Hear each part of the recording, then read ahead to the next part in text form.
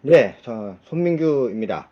예스에서 17년째 일하고 있는 서점 사람이고요. 도서 PD로 인문, 사회, 자연과학을 담당하고 있습니다. 예전엔 도서 MD라고 불렸고요. 보통 책 소개를 가장 많이 받는 직군 중에는 아마 도서 PD, 도서 MD가 탑이지 않을까 싶습니다. 제가 인문, 사회, 자연과학 담당을 하면서 매년 1,500에서 2,000권 정도 소개받는 것 같습니다. 그만큼 책을 많이 봐왔고요. 서점에 오기 전에도 상당히 많은 책을 읽었습니다. 다양한 경험을 살려서 책을 계속 소개해 주고 있는데요.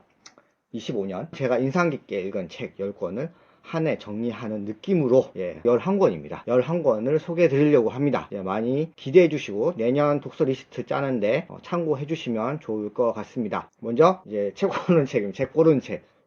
제가 쓴 책이고요. 2025년 최고의 책은 바로 내가 쓴 책이다. 어떤 책을 읽어야 할지 모르는 사람이 은근히 많습니다. 분야도 굉장히 다양하죠. 문학, 인문, 사회, 자연과학, 요런 건강 취미, 비즈니스 경제, 자기계발, 투자서까지 굉장히 많은 책이 있는데 책들을 어떤 기준으로 어디서 정보를 얻고 어떻게 읽어야 할지를 소개한 책이고요.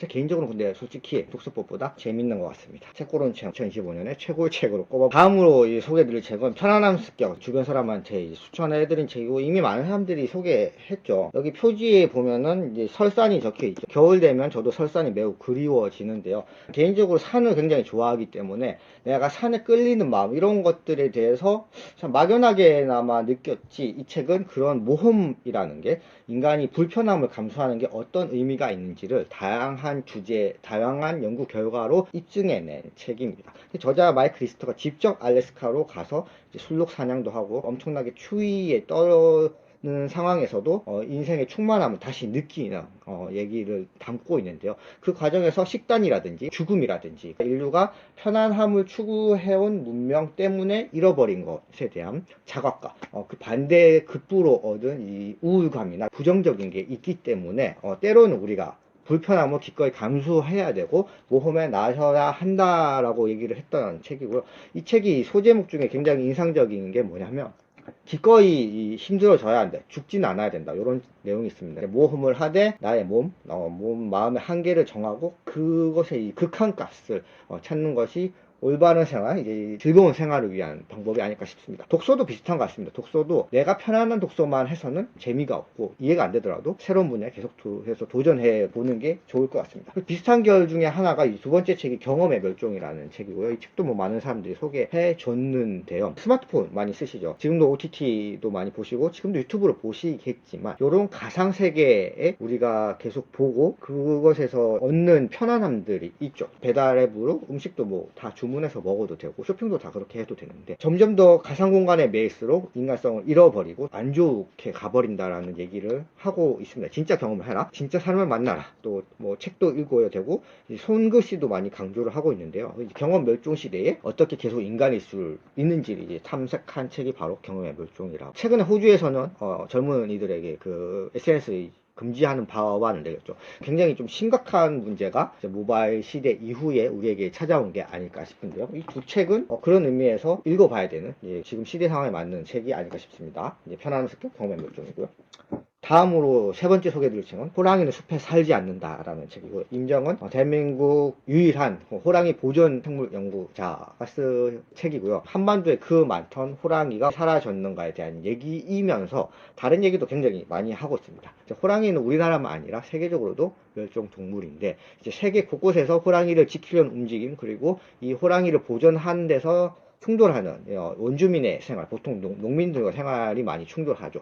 그런 연구를 많이 했었고 강점 중에 하나는 대한민국 유일 보존 생물학자가 쓴 것이기 때문에 한국 얘기가 굉장히 많이 담겨 있습니다. 국립 생태원 멸종위기종 보건센터가 경북 영양에 있거든요. 경북 영양의 산불에서부터 시작을 하거든요. 산불 역시 기후 위기인 거죠.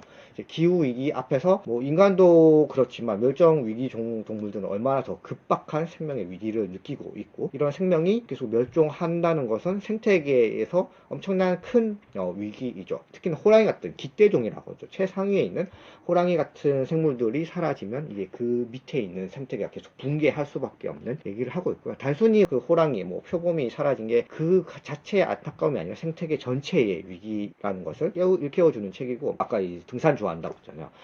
우리나라가 숲이 굉장히 많은 나라이고 OECD 기준으로 네 번째나 숲이 많은 나라입니다. 그 숲에 산에 가서 야생동물을 만날 때마다 그냥 그 자체의 경험이 굉장히 충만한 경험입니다.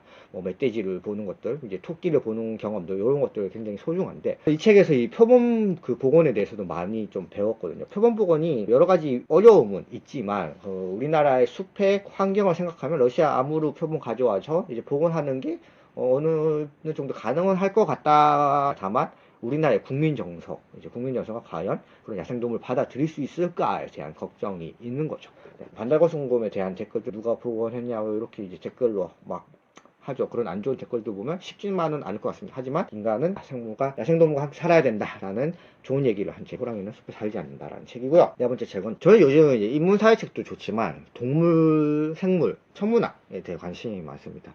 인간을 배제하고 그 세계를 보면은 약간 좀 위안이 듭니다. 재미있기도 하고, 제가 문과생으로서 그동안 관심이 없었고 몰랐던 세계에 대해서 이제 완전 새롭게 보는 재미가 있습니다. 천문학 중에 가장 재밌는 책은 바로 이 책이었던 것 같습니다.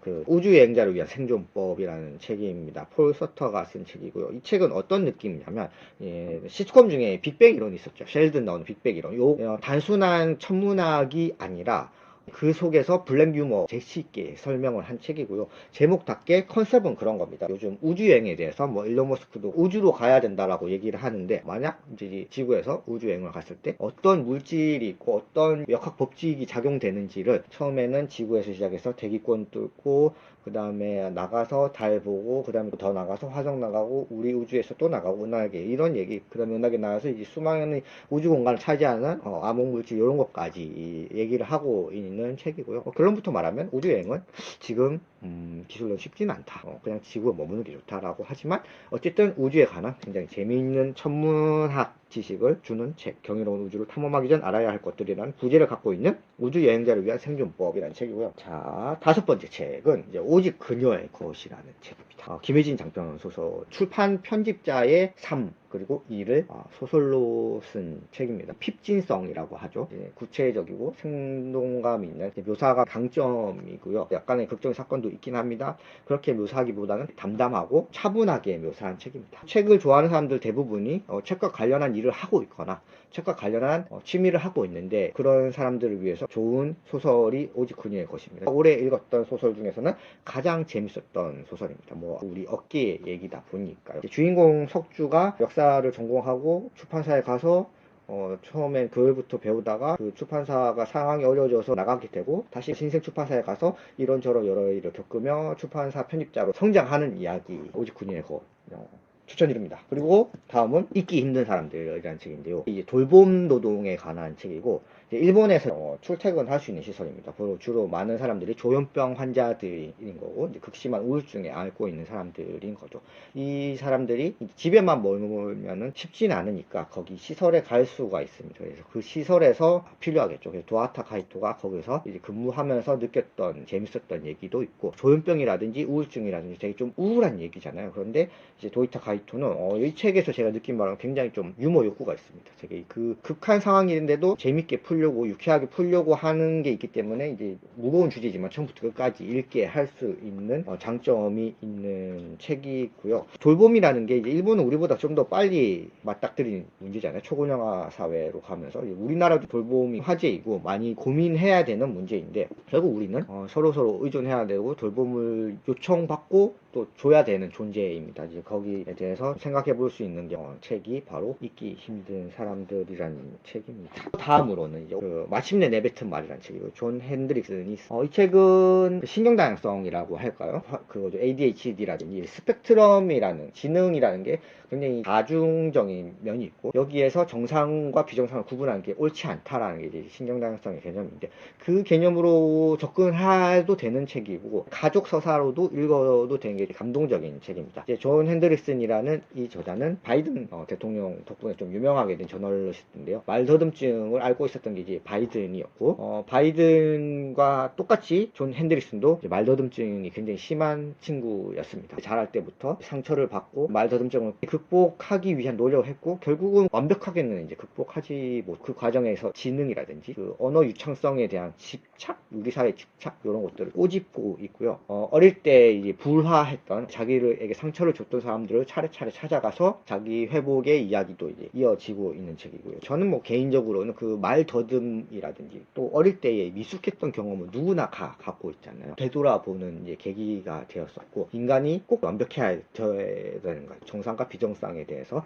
고민해볼 수 있는 책이 마침내 내뱉은 것이 아닌가라는 생각했고, 다음은 유문제 세계 사랑법이라는 책입니다. 이제 정명원 검사님이 쓴 책이고요. 나쁜 사람들 계속 만나게 되는 직업이 검사이고, 정명원 검사는 그 과정에서 만난 다양한 범인에 대한 얘기, 그 범죄를 둘러싼 한국 사회 맥락에 대한 얘기를 나쁜 놈을 나쁜 놈이라고 할 수 있죠. 나쁜 놈을 나쁜 놈이라고 할 수 있는데 거기서 멈추면 우리 사회는 이제 나아가는 수 없는 거죠. 나쁜 놈이 될 수밖에 없었던 우리 사회의 여러 구조에 대한 얘기를 이제 따뜻한 목소리로 얘기해 준 게 바로 유문제 세계 사랑법이라는 책이고요. 변호사가 쓴 법률 에세이 재밌게 읽고 있습니다. 그 중에서 유문제 세계 사랑법이 제일 좋았었던 것 같고요. 이제 두 권 남았는데요. 나는 왜 마음 놓고 쉬지 못할까? 김은영 의사의 책인데, 그 우리나라 사람이 평균 노동 시간이 많이 좀 내려오긴 했지만 여전히 쉬지 않는 사람들이 많고, 전 세계적인 맥락인 것 같습니다. 플랫폼 노동이 보편화되고 직장인들도 한 가지 직장 외에 다른 N잡을 계속 할 수밖에 없게 되는 여러 구조적인 이유 때문에 쉬지 않죠. 이 책으로 우리가 적절하게 쉬어야 되고 적절하게 쉬는 방법에 대해서 얘기를 해주는 책인데요. 좀 놀랐던 부분은, 제가 이 책으로 독서 모임을 했었는데 생각보다 그렇게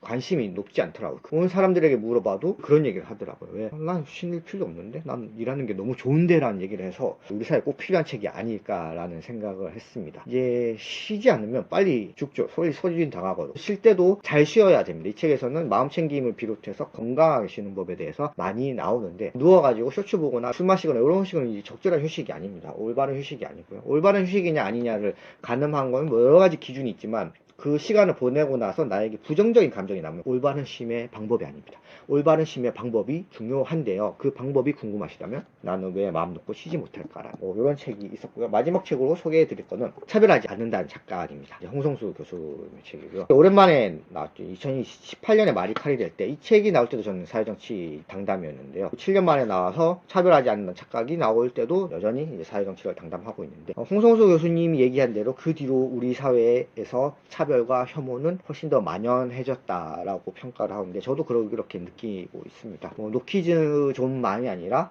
일지로나 이런 데 이제 술집 가면 50대 혼남 술 금지, 피트니스에서는 뭐 아줌마 출입 금지, 무슨 뭐 외국인 출입 금지 이런 것들이 있는데, 점점 더 특정 정체성에 대해서 반대를 하고 혐오로 이어지는데, 이게 왜 안 좋으냐면, 혐오는 결국 그 나치즘의 사례에서도 보듯이 폭력으로 이어질 수밖에 없는 거고, 차별과 혐오가 만연한 사회는 안전하지 않습니다. 노키즈존이 확산되는 것의 가장 큰 단점은 그런 거죠. 이 특정 그 집단을 향한 차별과 배제의 논리가 익숙해지면 비슷하게 노인에 대해서도 적용이 될 수 있고, 저 같은 뭐 남자에게도 적용이 돼요. 점점 더 만연해진다는 거죠. 그런 의미에서 차별하지 않는다는 착각이 우리 사회에 좀 읽혔으면 좋겠다는 생각이 들고요. 그러니까 노키즈 말씀드렸지만 지금 한국 사회에서 다양한 결로 세분화되어서 많은 논점이 있었죠. 뭐 여경 취업에 대한 얘기도 있었고, 외국인을 어떻게 이제 뽑고 급여를 지급할 것인가에 대한 현안도 뜨겁고, 다양한 차별의 형태가 보이는데, 나는 혹시 5년 중에 차별하지 않았나, 혹시 혐오하지 않았냐, 요거를 되돌아보게끔 하는 그런 책이 있었던 것 같습니다. 자, 저는 이 정도의 책을 보면 좋았던 책 10가지, 그러니까 제 책까지, 책 고른 책까지 해서 11권 소개해 드렸습니다. 26년에도 많은 좋은 책과 함께 보낼 수 있었으면 좋겠고요. 한 해 감사했습니다. 내년에는 구독자 수 한 3,000명 좀 넘었으면 좋겠고, 영상이 올라갈 때마다 조회수가 3자리가 아니라 4자리, 수천 회 정도는 기록했으면 좋겠다는 생각이 듭니다. 감사합니다.